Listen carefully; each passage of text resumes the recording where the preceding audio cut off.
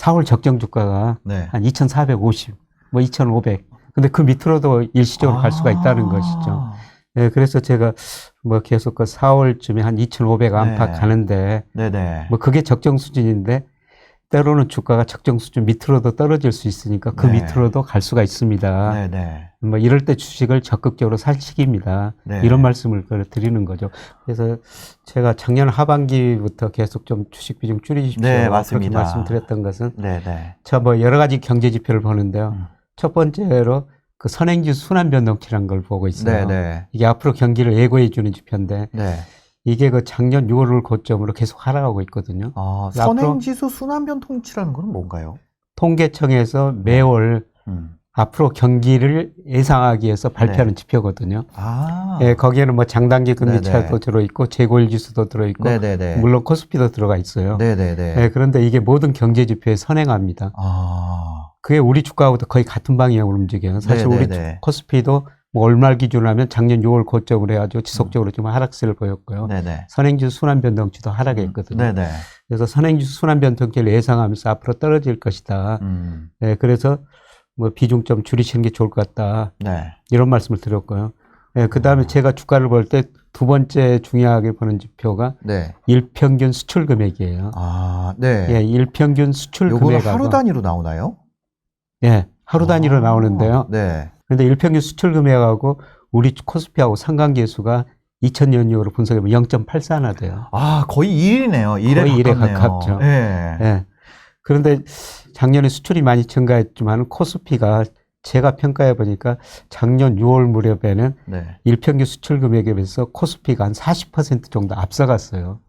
일평균 수출, 이게, 그러니까 0.8이 넘는 상관관계를 갖고 있는데, 예를 예. 들면 일평균 수출 금액은 예. 뭐 봤을 때는 지금 코스피 지수가 요 정도 금액이어야 되는데, 예. 그거보다 총 시가총액이 너무 고평가되어 있는 예, 국면. 주가 코스피가 네, 한 코스피가. 40%는 앞서갔거든요. 아. 그래서 뭐 수출 좋습니다. 그런데 네.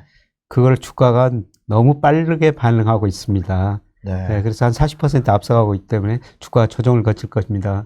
그랬는데 1월 말 주가 지수가 2663점 되거든요. 네네. 근데 1월 말 주가 지수를 해보니까 이제 가대평가 정도가 한 1%로 거의 줄어들었어요. 그러면 거의 지금은 뭐 바닥이라고 하기는 어렵겠지만 그래도 예. 많이 이제 매수를 해볼 수 있는 국면에 예. 접어든 건 맞네요. 그래서 이제 적정 수준에 거의 가까이 왔는데, 네네. 근데 문제는 주가가 올라갈 때는 일평균 수출을 40% 가대평가도 하지만은 네네. 떨어질 때는 또 20% 정도 가소평가 해버릴 때가 있거든요. 그러니까 네. 뭐 앞으로 10% 20% 떨어진다는 말씀이 아니고요. 주가라는 것은 오를 때는 펀더멘탈 가대평가하고 또 떨어질 때는 네. 뭐 한 번에 무너지는 거죠. 네. 그러면서 가소평가 국면에 들어서거든요. 그래서 이런 가소평가 국면에 들어설 때가 지금 조만간 올 것이다. 그래서 그거로 이제 평가해 보면은 네네. 일평균 수출 금액이 1월에는 좀 증가했는데 제가 예상해 보면 4월까지는 수준 자체가 좀 떨어져요. 4월까지는 수출이 금액 자체가. 네네네. 예. 물론 전년 동기 대비보다는 증가하는데 네. 4월까지는 1월보다 금액이 좀 줄어들거든요. 예, 그래서 제가 전망한 거 해보면은 한 4월 적정 주가가 네. 한 2,450, 뭐 2,500. 근데 그 밑으로도 일시적으로 갈 수가 있다는 것이죠. 예, 그래서 제가 뭐 계속 그 4월쯤에 한 2,500 안팎 네. 가는데, 네네. 뭐 그게 적정 수준인데, 때로는 주가가 적정 수준 밑으로도 떨어질 수 있으니까 그 네. 밑으로도 갈 수가 있습니다. 네네. 뭐 이럴 때 주식을 적극적으로 살 시기입니다. 네. 이런 말씀을 드리는 거죠. 근데 1월 달은 지금 제가 2,631% 가대평가됐다고, 가소평가 정도가 많이 줄어들었다고 그렇게 말씀을 드렸는데요. 네네네. 4월 수출은 더 줄어든다는 겁니다. 4월 수출 더 안 좋다. 예, 수출이 네. 더 안 좋기 때문에 주가 수준도 더 낮아져야 된다. 그러면 지금 가격도 어떻게 보면은 완전히 탄탄한 바닥이라고 하기는 좀 어려운 국면인 거는 맞네요. 뭐 1월 급락했다 2월 좀 반등하고 있는데요. 네. 뭐 저 2월에는 뭐 반등하리라고 모델이 나왔었어요. 진짜요? 예, 그런데 3, 4월이 상당히 안 좋거든요. 그래서 3, 4월을 좀 지켜보셔야 될 것 같습니다. 예, 만약에 혹시나 이제 그런 분들, 이거 내가 버스 놓치는 거 아닐까 이렇게 생각해서 마음이 급한 분들 같은 경우에는 조금 더 기다려보는 게 더 나은 선택일 수도 있겠네요. 예, 그런데 이제 적정 수준에 거의 가는 국면이니까 네네. 예, 사실 조금씩 예, 사는 그죠, 시점이죠. 예, 그리고 주식을 사고 있어야지 네. 뭐 제가 뭐 이런 비유를 합니다만 네네. 우리가 그 발을 물에 담그고 있어야지 물이 뜨거운지 차가운지 알고 있거든요. 그쵸. 예, 그래서 주식을 좀 사놔야지 네. 다시 좀 더 떨어지면 사게 됩니다. 아무것도 안 가지고 있으면은 네. 뭐 4월에 제가 2,500까지 떨어진다고 말씀드렸습니다만 그렇게 네. 떨어지더라도 또 무서워서 못 사거든요. 예, 그래서 지금부터는 뭐 조금씩 주식을 사는 건데 예를 들어서 100을 주식을 산다면은 네네. 지금 뭐 1분기에는 한 20 정도. 20 정도만. 예.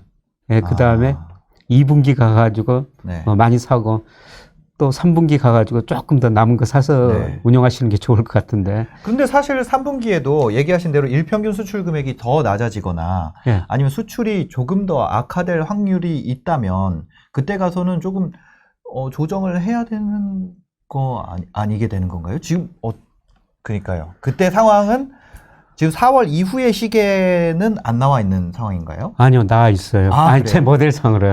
네네네. 제 모델상으로 나와 있는데. 네네. 제가 모델을 계속 그 데이터가 발표될 때마다 수정해 가거든요. 네네. 그러니까 지난 1월 예를 들어서 한 25억 4천만 달러 수출이 제 모델이 증가할 거, 그 정도 네. 나왔어요. 네. 네, 근데 그 비슷하게 1월은 나왔거든요. 제가 보니까 뭐 정확한 수치는 안 맞더라도 이 방향은 맞습니다. 네. 방향은 올라가고 떨어진 거는 맞거든요.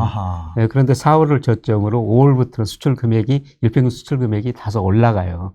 5월부터는? 예. 그래서 제가 4월에 주식을 사십시다. 네네. 이런 말씀을 드리는데요. 그런데 조금 좀 우려스러운 점도 뭐 없지 않아 있기는 있죠. 네, 어떤 부분일까요? 지금 올해 1월 달에 우리나라 무역수지 적자가 48억 9천만 달러였거든요. 네, 그런 얘기도 많이 있더라고요. 뭐 많이 팔아도 원자재가 비싸가지고 남는 게 없다고. 예. 그런데 이게 월별로는 역사상 최고치예요. 무역수지 적자가. 적자가 최고치인가요? 예. 네. 작년 12월 달에 약간 적자 났고 올 1월 달에 48억 9천만 달러 났는데요. 물론 수출이 15% 증가했으면 수입이 무려 35%나 증가해버렸거든요. 그거는 뭐 원자재 값이 많이 올랐죠. 국제유가, 가스 가격, 그 다음에 석탄 가격 이런 게 많이 오르다 보니 그렇게 적자가 많이 났는데 그런데 여러 가지 지표가 2008년하고 좀 비슷한 조짐도 나타나고 있어요. 2008년은 금융위기였잖아요. 네, 2008년 1월에도 큰 폭의 적자 났거든요. 네. 그때도 수출은 잘 됐는데 그때 유가가 굉장히 많이 올랐어요. 그렇죠. 유가 100불 시대였으니까. 100불 시대. 예. 그런데 2008년 7월 달에 유가가 140달러까지 가고 금융위기가 왔었거든요. 네. 근데 그때만큼 아니도 유가가 오르고요. 그때도 물가가 상당히 불안했었어요. 네. 그래서 한국은행이 계속 금리를 인상했었고요. 상황이 되게 비슷하네요. 예. 그래서 혹시라도 제가 그때와 비슷한 상황이 아닌지 지금 면밀하게 좀 지켜보고 있습니다만은 아직은 그 정도가 아니고요. 예, 그리고 한 가지 그때하고 큰 차이점은 뭐냐면은 우리가 그 경상수지 흑자가 작년에도 오늘 발표됐습니다. 83억 달러 흑자 났거든요. 우리가 경상수지 흑자 난 돈은 해외 직접 투자라고요. 해외 증권 투자, 주식을 굉장히 많이 샀어요. 해외 채권을 많이 샀습니다. 우리나라 돈이 달러로 바뀌어 있는 것이 많은 상황이라는 거죠? 그렇죠. 지금 미국 주식 사고 채권 사고 해외 주식 채권을 많이 샀거든요. 저도 태어나서 처음으로 미국 투자했어요. 그러다 보니까요. 네네. 배당소득, 이자소득이 많이 들어오고 있어요. 작년에 배당소득, 이자소득, 그걸 투자수지라고 그러는데 200억 달러나 들어왔거든요. 그러니까 무역수지가 적자가 나더라도 우리가 해외 주식 투자를 많이 해가지고 채권 투자를 많이 해가지고 이자 배당을 받으니까 또 경상수지 흑자가 나니까 달러는 들어오니까 그때하고는 좀 다른 상황이긴 하는데 근데 1월 뭐 무역 적자가 이렇게 많이 난 거 보니까 별로 기분은 안 좋습니다. 그러면은 지금 4월에 반등한다라는 건 4월 이후에 이제 5월 넘어가면서 우리나라 수출이 반등한다고 했을 때 그때 이제 주식시장도 좋아지려면 그럼 수입도 좀 줄어야 되는 건가요? 수입이 줄어들어야 되죠. 사실 수출은 많이 증가하기 힘들거든요. 지금 전 세계 경제가 원래 예측한 것보다 좀 둔화되고 있어요. 예를 들어서 IMF가 작년 10월 달에 올해 세계 경제 성장률이 4.9%다. 그렇게 해놨는데 올 1월 수정 전망하면서 4%로 낮췄고요. 많이 낮췄네요. 예. 특히 미국 경제 성장을 많이 낮췄어요. 미국 경제 성장을 작년 10월 달에 5.2% 성장할 것이다 그랬는데 이번에 전망하면서 4.0으로 무려 1.2%포인트나 낮춰버렸습니다. 그런데 미국이 그보다 더 낮아질 가능성이 높아요. 다음 분기에 몇 % 성장할 것인가 이걸 그 애틀란타 연방준비은행 들어가면요. GDP 나오라고 한 분기 후를 예측하는데 정확하더라고요. 네네. 예, 거의 오차가 없습니다. 네. 예, 그런데 미국 경제가 작년 4분기 6.9% 연율로 성장했거든요. 네. 예, 그런데 그거 보니까 올 1분기 성장률이 0.14% 나오고 있습니다. 지금. 전년 동기 대비도 크게 안 좋아지는 상황인 건가요? 전년 동기 대비는 작년에는 낮았기 때문에 좀 높아지는데 네네네. 미국은 전분기 대비 연율로 GDP를 발표하거든요. 야, 그렇구나. 근데 0.14% 성장한다는 거는 네. 거의 뭐 성장 안 한다는 그대로라는 것이죠. 거죠. 예. 예, 마이너스도 나올 수가 있다는 것이죠. 이런 상황인데 인플레는 굉장히 높게 나오고 있잖아요. 그렇죠.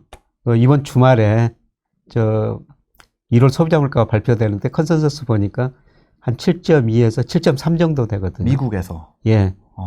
그러면 경기는 둔화되고 물가는 높으니까 완전히 스태그플레이션 아닌데 네. 스태그플레이션 비슷한 현상이 그런 나타나고 느낌이네요. 있죠. 그렇죠. 예. GDP 성장률이 0.14%인데 물가가 7%씩 오른다는 거는 약간 이상한 거잖아요. 그렇죠. 네. 그래서 파월 연준 의장이 아마 고민을 굉장히 많이 할 것 같습니다. 예. 더 이상 그러면 지금 이런 상황이 되면은 더 이상 통화 정책이라는 건 사실상 쓰기 어려운 거 아닌가요? 완화적인 정책이라는 거는? 완화적인 정책은 쓰기 힘들고요. 네. 일단 경기는 둔화되지만 연준의 가장 중요한 목표가 물가 안정이거든요. 네. 물론 고용 극대화도 있지만 물가 2%로 설정해놨는데 지금 7%가 넘으니까 긴축할 수밖에 없죠. 그리고 올 11월 달에 미국 거 중간선거가 있지 않습니까? 네네. 미국 사람들이 물가 오르는 것을 지금 굉장히 싫어하고 있거든요. 네. 바이든 대통령도 물가에 대해서 많은 이야기를 하고 있어요. 물가를 잡아야 된다. 네. 그러니까 아마 경기보다는 물가를 우선하면서 뭐 3월 FOMC에서 네. 보통 0.25% 올렸지 않습니까? 네네. 이번에 0.5%까지 올릴 것이다. 이런 이야기까지 나오죠. 근데 저도 뭐 올 상반기에는 물가가 높기 때문에 네. 그 가능성이 있는데 하반기로 갈수록 이렇게 경제 지표가 둔화되는 모습을 보면서 지금 대부분의 그 전망하는 분들이 앞으로 FOMC가 7번 남았거든요. 네. FOMC 할 때마다 금리를 인상할 것이다. 그런데 저는 뭐 4분기쯤 가면은 경기 둔화되는 모습이 구체적으로 나타날 것이기 때문에 네. 그렇게 금리 인상 못 할 거라고 보고 있거든요. 금리 인상을 할 여력이 없을 것이다. 예, 그렇습니다. 한계 기업들도 나올 수도 있는 거고. 근데 또 금리를 내리지도 못해요. 왜냐하면 아직까지는 물가가 높은 수준이기 때문에. 그래서 통수네. 예. 그래서 앞으로 전 세계적으로 통화 정책 효과는 별로 없을 것 같고요. 네. 앞으로 그 재정 정책을 어떻게 사용하느냐 그게 가장 중요한 문제인데. 그런데 미국 연방정부 부채가 GDP 대비 거의 130% 정도까지 갔거든요. 재정도 확장적으로 쓰기 어려운 상황이네요. 예, 그렇습니다. 그래서 저는 미국 시장에 대해서 상당히 좀 불안하게 보는데, 근데 제가 이런 이야기 하면은 대부분 그 젊은 사람들은 뭐 그거는 과거의 생각 아니냐. 미국의 IT 기업들이 계속 성장하고 있다. 그러면은 미국 같은 경우도 떨어질 여지가 있고, 그 우리나라 같은 경우도 지금 고평가 국면 여전히. 근데 우리나라는 고평가 국면이 많이 해소가 됐죠. 많이 해소가 됐고. 작년 6월부터 우리 고점 치고 작년 하반기부터 한 20% 우리 코스피가 떨어졌지 않습니까? 그래서 우리나라는 가대평가 국면이 많이 해소됐는데 미국은 이제 시작이라는 겁니다. 그럼 요거 같은 사실 근데 미국 경기가 안 좋으면 세계 경기가 안 좋다 뭐 이런 얘기들도 있더라고요. 네, 그렇죠. 그런 경우에는 미국은 안 좋은데 우리나라만 좋은 이런 상황도 가능할까요? 뭐 미국이 안 좋으면 상대적으로 안 좋을 수밖에 없고요. 미국 GDP가 세계에서 차지하는 비중이 24%거든요. 2000년에는 32%까지 올라갔었어요. 근데 계속 줄어드는 추세입니다. 그래서 세계 GDP의 4분의 1을 차지하는 나라가 안 좋으면은 뭐 세계 경제 안 좋을 수밖에 없죠. 그리고 우리 수출도 미국으로 가는 비중이 15%예요. 물론 중국이 25%만 왔지만. 그런데 최근 무역수지 적자 통계가 최근에 작년 통계가 발표가 됐는데요. 약 무역수지 적자가 8,300억 달러로 사상 최고치더라고요. 그래서 왜 이렇게 무역 적자가 많이 늘어났을까 그렇게 생각했을 때 뭐 미국 사람들이 공급망 문제 지금 많이 있지 않습니까? 미국 기업들이 미국 소비자들이 수입을 미리서 앞당겨 버렸다는 것이죠. 그러게 되면은 올해 미국으로 수출은 우리 수출은 별로 안 좋을 것 같습니다. 네. 네. 근데 미국 같은 경우도 이렇게 만약에 원자재 가격 상승 압박이라든지 이런 것들이 있으면 과거에는 이런 얘기를 했거든요. 아무리 돈을 풀어도 이제 달러 가치가 지켜지고 그런 인플레이션이 안 나오는 이유는 뭐 셰일 혁명이 있었고 예. 또 이제 에너지 패러다임 시프트가 나오고 있고 예. 그런 이야기들이 있어서 원자재 가격 상승에 대해서 특히 뭐 원유에서 발생하는 인플레이션에 대해서 미국은 이제 내성을 갖췄다. 이런 얘기들이 있었었거든요. 네, 근데 그때도 100불이었고 그랬는데 그래가지고 뭐 저기 오펙에서 아무리 그래도 미국에서 이제 셰일 혁명을 해가지고 그런 거 막아내게 되고 그래서 이제 미국 경제는 새로운 국면으로 접어들었다. 그런 얘기가 있었잖아요. 근데 지금은 좀 그런 셰일 혁명이나 이런 게 의미가 없어진 건가요? 어떻게 된 건가요? 그러니까 미국 경제를 뭐 신경제 골디락스 이코노미 이런 이야기를 많이 했었거든요. 네네네. 네, 그거는 그 2000년대 이후 정보통신혁명으로 미국 생산성이 크게 증가해 버렸어요. 네네. 그러니까 생산성이 증가하다 보니까 뭐 경제 이론으로 보면은 공급국순이 우측으로 이동하고 물가도 떨어지고 경제 성장이 높았거든요. 그러니까 고성장 저물가를 동시에 달성했죠. 네네. 이런 게 신경제였었는데요. 네, 그런데 2008년 글로벌 금융위기 이후로는 미국의 생산성이 뭐 IT 혁명 때 연평균 한 2.5% 증가했는데 네. 예, 그 이후로는 한 1.5%밖에 안 됩니다. 80년대 수준으로 회귀해 버렸어요. 오히려 생산성이 떨어졌다는 거죠? 예, 생산성이 떨어졌어요. 그래서 생산성이 왜 떨어졌느냐 그걸 계속 연구하고 있는데 네.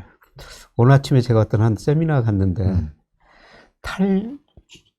탈중앙화를 이야기하더라고요. 탈중앙화? 예. 네. 옛날에는 포드 같은 데가 네. 집중적으로 생산해가지고 자동차 비싼 걸 하나를 생산해가지고 집중적으로 생산성을 많이 높였는데 네네네. 예, 지금은 이 수요자들이 다양한 상품을 요구하고 있다는 거죠.